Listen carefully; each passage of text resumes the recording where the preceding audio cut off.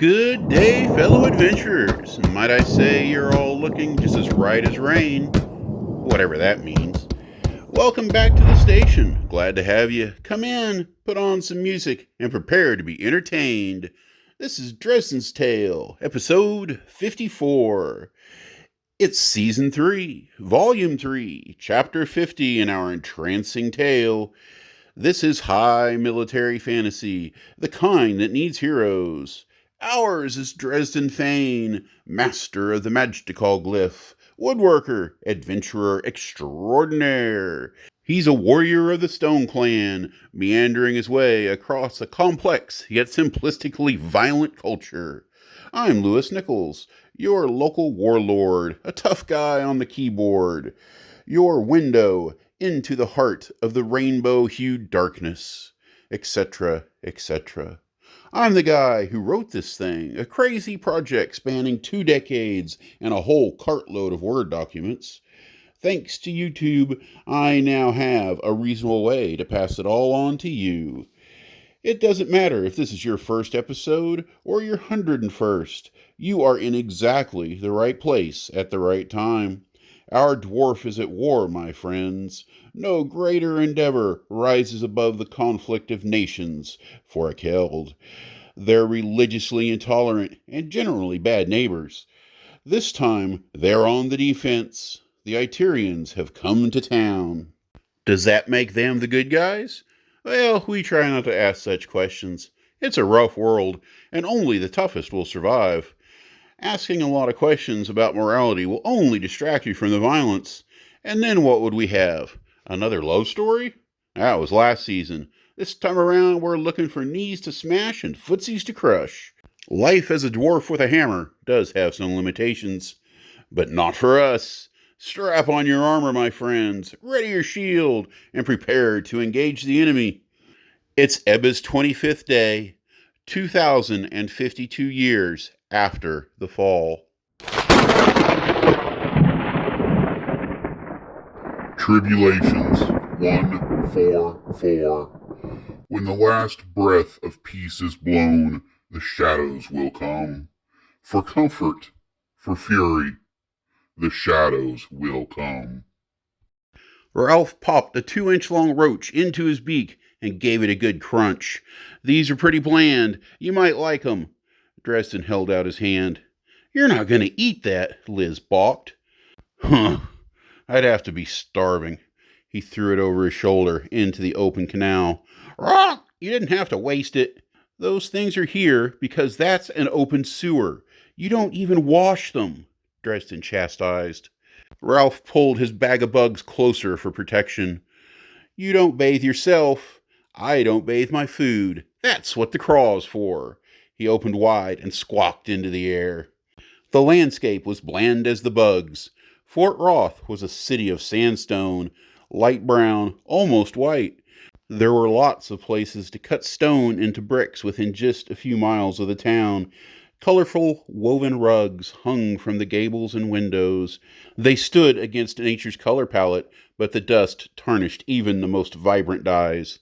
Dresden and his little crew camped along a strip of land no one would normally use. To one side, a line of houses, the homes of the poor, warriors who could not attract a following. They were wall walkers and guardsmen, worthy but not exceptional.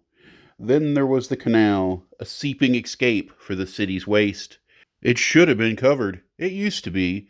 But when the invaders came so close, that was all removed in the interest of defense.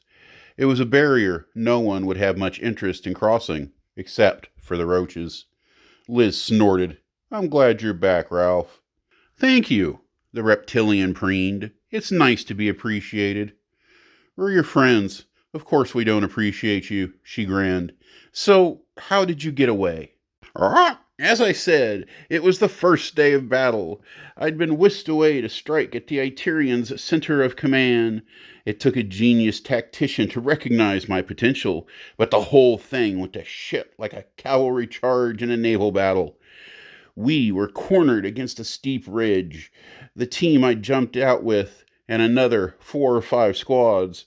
There must have been 1,000 Iterians. You said all that, Dresden complained. Excuse me, stories are about momentum. I was just getting back to speed. Dresden grunted. I've never seen a mountain ridge at speed. That's not what I mean. What are you even talking about? Stories have a beginning, a middle, and an end. You have to build tension, momentum to draw in your audience. So, how did you get away? See? Tension. I jumped. For that, you needed momentum? I jumped. Rah! Dresden mocked his friend. The more momentum, the farther you go. The pterodon gave the best smile his beak would allow. Dresden and Liz stared at him for a minute before Liz asked, I thought the wings were vestigial. Vesta what? I didn't think you could fly, stupid. He put on his best hurt face. Well, I can't, but I can glide really well. I bet I made it a full mile off that cliff. Then bumped into a batch of prospectors on donkeys, pulling these little carts, and here we are. Great story. Dresden went back to polishing his mace. He dipped his head down, effectively hiding under the brim of his hat. Liz moved in and hugged them both. She gave Dresden a sniff before he could escape. He did take a bath, by the way, just the other day. The girls all say he cleans up pretty good. Dresden felt embarrassed. It was just to get the blood off. Who's this guy? Ralph pointed at an approaching human warrior. What girls? Dresden asked. Liz looked up. That's Mepios Hipron. What a hunk. What girls? He looks like he's in a hurry, and he's coming this way. You're Dresden Fane. You're a warlock. Part of the House of Nanok. Our families do business. The man talked fast, spitting out words before his thoughts could even settle. Dresden gave a little grunt. The fighter wasn't even looking at him. He couldn't keep his eyes off Liz. You're a warlock? The dwarf nodded. Is he a warlock? A minotaur was coming up behind Mepios, a female, with even more warriors lurking behind her. She slapped Mepios on the back of the head. Is he? He is, Liz answered. The woman gave her a look like answering the question was an affront. Her face softened instantly as she turned back to Dresden. Can you make 100 miles? She asked. That was a dream. In 2 jumps, he told her. He couldn't even start to read the looks she was giving. How many can you carry? Depends who. Ralph grumbled. Depends upon who they are. I've seen him carry 5 in armor. What can we do for you? But we're going to be 2 of them, Liz demanded. The newcomers looked at each other. That's enough, the woman spoke in low tones. The man shrugged. Whatever you want to do. Now you say that. She turned back to the trio. I assume you're ready for a fight? She didn't give them time to answer. Instead, she pointed at the horizon. See those mountains? Dresden was noncommittal. Between the sky's blazing glow and his lacking eyesight, it could have been clouds, mountains, or a herd of big mammals grazing on the other side of the canal. Yes, we see them, Ralph was getting excited. Fort Lassiter is wedged in that ridgeline near the saddleback. I've got it on good authority. There's a fuck's hell of a brawl over the place right now. That's Grace. A monkey in an odd arrangement of light plate gave a little wave. And that's Rickard. An elf was facing the other way. Get my priest there, and you're on my team. Our team, Mepios told her. Yes, my love, our team. Get it done, dwarf, for the blood and for the glory. The 2 hurried back to a group of 12 and disappeared into the astral. Well, I guess we got the job. Dresden hooked mace to belt and slung his shield. You can carry us okay? The elf took a quick look at the 3. Dresden presumed he was a priest of Jessa from the markings on his cloak, but he didn't flaunt it. Not like the monkey's garb shouting her place in the church of Agamar. I can carry you fine, Dresden told her, and maybe another. Hey, you boys, come over here. We've got openings, the monkey called out. A crowd of warriors rushed over. Dresden grimaced, looking at them. You won't all go. Liz glared at Grace. And if you don't, you brought this upon yourself. She took a knee and put her arm around Dresden. You're good. He couldn't help but be nervous. It wasn't the load. His friends were right on top of him. Ralph was so close, his cologne made his eyes water. Liz was even closer, with an uncomfortable grip on his thigh. He had them. The rest would sort itself out. What made him nervous was that terrible pressure of people relying on him. Don't fuck up. Don't fuck up. Dresden summoned as much calm as he could find. After months of training in Georgetown, he wasn't even sure he could screw up the glyph without a total gaffe. Despite Dresden's fears, the magic came to fruition. His skiff formed, enveloping them within a cool darkness. He intended to conceive a redesign, but never could seem to get around to it. It was simple enough. We'd have just taken a little time and a few solo rides to make sure everything was in place. Instead, it was the same dull white box and brown floor. Nice one. I had to duck the last time I did this, Grace complimented him. Seats would be nice, the elf said. Maybe more space. Dresden realized he'd never had 7 passengers. A new record. It helped immensely that Rickard was gaunt, despite his heavy chainmail. And of the 3 passengers Dresden didn't know, one was a brownie and another a gnome. Still, a record was a record. A minute later, they emerged a stone's toss away from a sizable river. Small trees were everywhere. I'm not used to so many people. He made small talk while the tension in the back of his head began to relax. When it was gone, he'd be ready to go again. Dresden went about the business of filling up his water skins, while those new to the plane wondered how a place with no rain could produce such a river.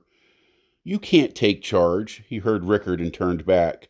We're serving with Mepios. Skyfell, Grace corrected. That's not really the point, is it? The belligerent human grinned at their little scuffle. It was the third of the trio Dresden didn't invite. I don't know them, but a skiff is a command group. I'll fight for it if I have to. Dresden didn't offer an opinion. According to some, a skiff was indeed a command group. It was commanded by the casting warlock by default. Who's Skyfell? He asked Ralph. That Minotaur lady, I believe. Grah! Can you see the mountains from here? Dresden nodded. Is that the saddle? Ralph gave an exaggerated shrug. Well, I don't know what a saddleback is, but do 50 miles and we'll figure it out. You're kind of cute. The monkey was suddenly behind the two. Do 48 miles. She leaned down next to Dresden and pointed. He didn't see her reach over to pinch Ralph's ass. Meanwhile, the human had given up arguing with Rickard. Call me Commander Crusher. It'll be 49 miles, exactly. That'll put us right in the open plain in front of the fort. Won't that be where the enemy is? Ralph whispered. Dresden took a breath. I don't care. It's better than this. Let's go. A few moments later, the coolness of pocket space had returned. A few seconds into the trip, Rickard drew his attention. Hey, you dumped him on purpose. Grace let out a strange howl of amusement. That's some funny shit, but it's a small war. He's gonna flatten your ass if he sees you again. She laughed like that was the funniest part of it. Dresden looked around, confirming Commander Crusher was gone. He froze. I didn't, he choked out. Oh, the water. Dresden realized the extra weight of his skins pushed them over his limit. He might get bludgeoned for his stupidity later, but for now, everybody laughed. I'll explain it to the guy when the brightness of Vool was upon them. Dresden found himself on uneven ground, struggling to keep his balance. An armored man knocked him spinning. He reeled into the flank of a riderless pony. Bringing his hammer down, Dresden smashed the knee of a man in chainmail. The brownie from his skiff died, run through with a spear. This was not the same fight against mongrel men or 100 skirmishers scattered around the city. Thousands battled on the open desert. This was war. Leave! Dresden screamed as he waded in to the orgy of blood. Left, right, bam, bamf. Oh, hey guys. Well, Dresden is certainly excited to be here. Let's talk about that. We've all seen these movies where modern-day normals suddenly embrace a life of brutality. It takes a certain amount of conditioning to survive in any society. Imagine being from any one of 1,000 agrarian cultures and having to jump into an 8-to-5 job. Sure, people have a higher standard of living in an industrial society, but you've got to get used to the grind. In Dresden's case, he was conditioned from a very young age with two big lessons learned. First is religious. If you ain't killed, you ain't shit. The second is practical. That being, it's not so much a big deal to kill someone. I'd never play our heroes up so much to say they never get spooked over the prospect of violence and death, but they are certainly bolstered against it. From a very young age, they play rough and get exposed to dangerous situations. Kind of the same as rural America in the 70s. And just like that, we're here. You should know what to do by now. Chant it with me. Like, subscribe, share, leave a comment. Visit my fiction on Amazon for Kindle. And while you're at it, have a great day. See you next time.